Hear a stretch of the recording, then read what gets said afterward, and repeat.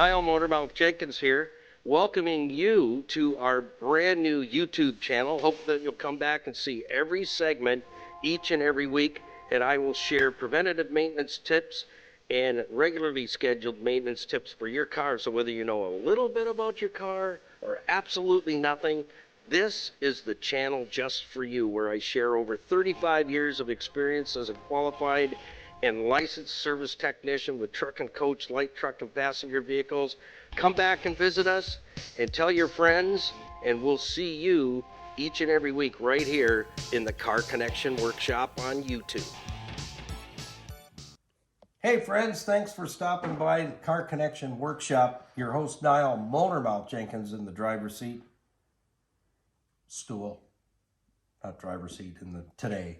Another day in the driver's seat. Well, I guess it could be the driver's seat because I'm at the workbench today. What are we up to? Well, we've got a few things on the go.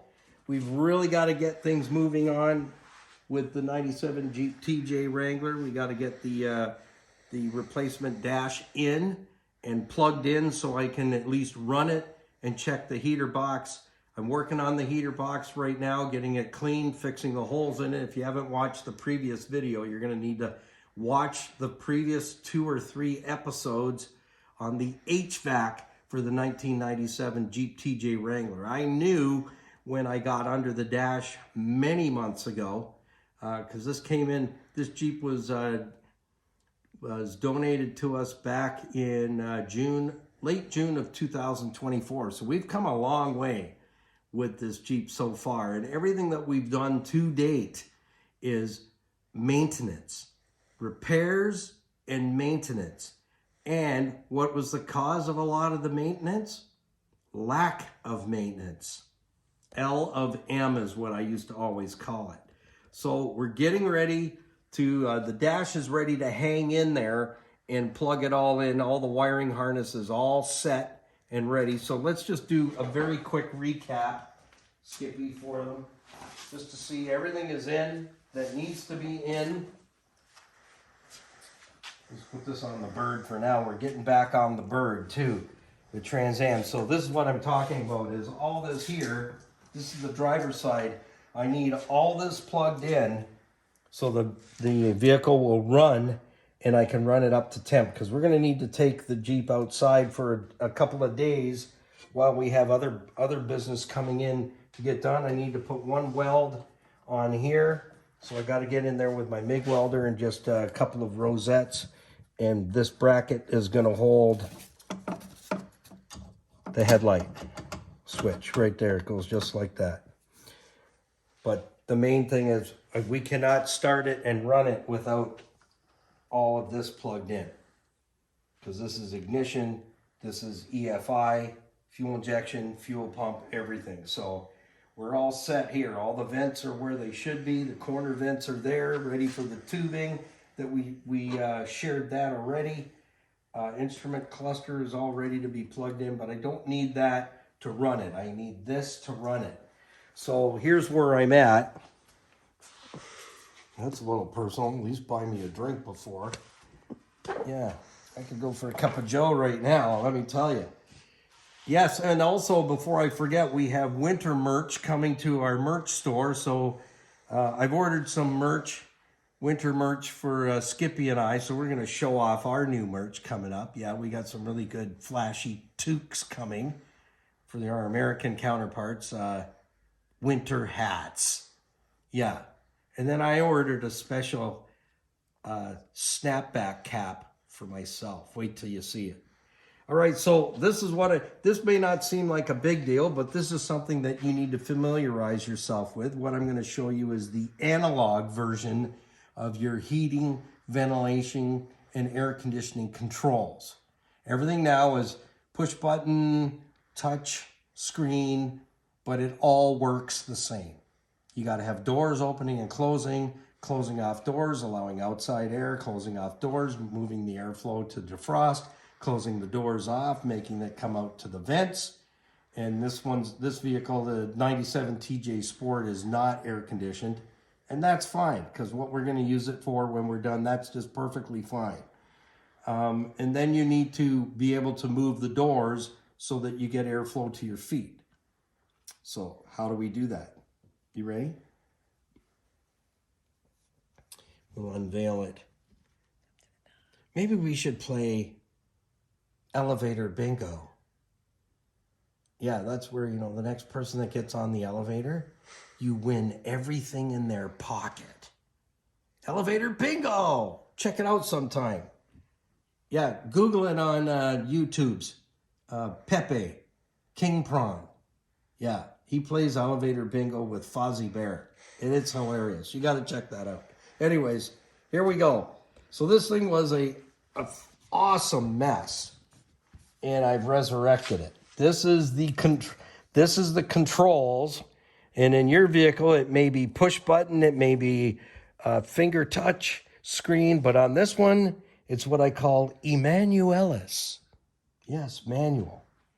Now, we don't have a knob because here's what happens. Apparently, I'm getting schooled on Jeeps. Here's what happens to the fan control knobs on all of them. It's a two-piece. Maybe it wants to go swimming. Yeah. So I got to get a knob. But I changed the switch. We got a fairly new switch in here now. This is your fan speed. I like to call it the fan gear switch. 1, 2, 3, and 4. So this has 4 terminals plus a ground. So it is a 4-speed. And all the doors move by vacuum. See these little nerdies here? Those are vacuum ports. And so the big plug that goes in here will designate what door, which vacuum actuator gets actuated to change the position of the airflow. So I took this all apart. I've completely cleaned it. I am going to put 2 new light bulbs in here. Since I've got it out, I have those bulbs in stock. So I'll put 2 new ones in here. This is the bulb to illuminate this side of the panel. These bulbs illuminate another section of the panel. So the whole thing, all these caricatures, the fan and the position will all be illuminated. So this thing was so tight because we got a cable that goes here and it goes to a lever somewhere on this apparatus. You have to fish it over a hook. I don't know where it is at the moment because we have to get it there. There it is right there. See that? There's a hook right here.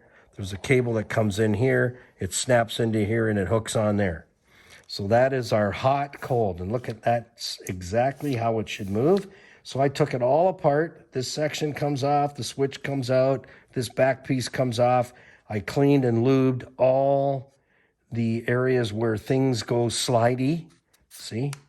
This thing, you almost had to get your foot on the dash to move it. And now it's so slick. It's unbelievable.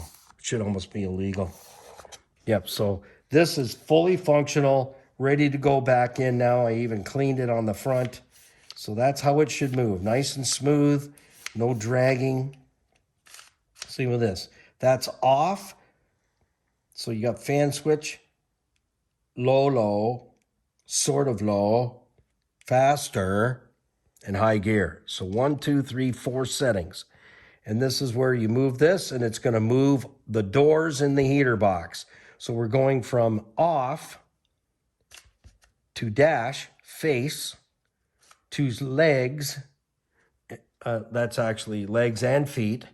And then the next function is defrost, which we showed you in the last episode, what's been customized there by previous owner that is being fixed.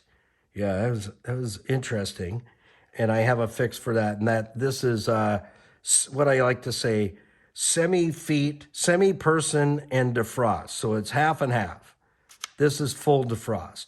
So this is completely ready to function. And so that's what I need to test is I will finish the heater box inside the Jeep, and then you will see all my repair work and everything all cleaned up and ready to go. But I need to plug this in and be able to start the Jeep so that we can run it up to normal operating temperature, which is 195 degrees Fahrenheit. Then we want to test all the functions. So again, even though this is all manual, in your car, you have all these functions exactly the same. Fan speed, where you want the airflow to come out and how much heat you want versus how much outside air. If this Jeep had air conditioning, then it would engage here and at defrost and at what this is called, actually, the true terminology, bi-level. I don't know if I can say that or not into the world's wokeness, but I am. It's called bi-level. Airflow to the windshield for defrost and to your person. So exactly the same functions are on your automobile, but it's going to be in high tech instead of low tech. This is what I call low tech. But you know what's nice about it? This is easy and very cheap to fix. And another thing I learned from Jeep people, it's common for these things to poop out. So a lot of the problems are usually through vacuum. You got to make sure that your vacuum hoses under the hood are in really good shape. They're not split and cracked from age, and I've already done that because we put another motor in there. Go back and watch those videos if you haven't already. That's what put this Jeep in the wrecking yard in the first place, was they blew the motor up. Lack of maintenance on the cooling system. We have all those videos, Skippy, right? We have them already up on our YouTube channel, Nile, Motormouth, Jenkins. So don't forget to like, share, follow, your comments below as well. And thank you to our program sponsors who are all there for you on our website at carconnectionbusinessnetwork.com. We thank every single one of them for being a part of what we do with our YouTube channel, also with our podcasts on iHeart and all the major platforms, Spotify, Apple, and also Amazon Music. And that's just a handful. We are on, our podcasts are Monday through Friday, including Saturday mornings. They upload at 8 a.m. This morning I was late because I got a dental issue. Yeah, it's nasty. It's right here. And it kind of put us behind today, but I wanted to bring you up to speed. This is a very important piece in order to get that piece in the Jeep and get everything plugged in so we can do a run test and make sure that the heater box completely works in all functions. Then we can button it up for good. But we have another Jeep coming in. We have a 2018 Jeep Wrangler JK that has a valve cover gasket leak on the passenger side. And wait till you see that video. It's gonna be a nasty job, but I'm ready for it. And we're gonna show you how to do that. And for some reason, from my research on that 2018 Jeep Wrangler JK and the 3.6 liter Pentastar, which is also in a number of Chrysler products, leaking oil badly on the passenger side valve cover. Seems to be, from what I've read and what I've watched, it's common. So you're going to get a chance to see that done, that repair done right here in the Car Connection workshop. So till next time, keep it under 100. Keep an eye on the other guy. You know who I'm talking about, the other guy. And drive safe and happy motoring. Put the coffee on because we're going to come to your house. Oh yeah, I almost forgot. If you enjoyed the video, like I know you did, ring the notification bell. Well, thank you for stopping by the Car Connection Workshop right here on YouTube. Don't forget to come back and join us for another segment. So like, share, tag, and follow, and ding that bell so that you don't miss a single edition of Car Connection. So till next time, keep it under 100 and put the coffee on because we're coming to your house.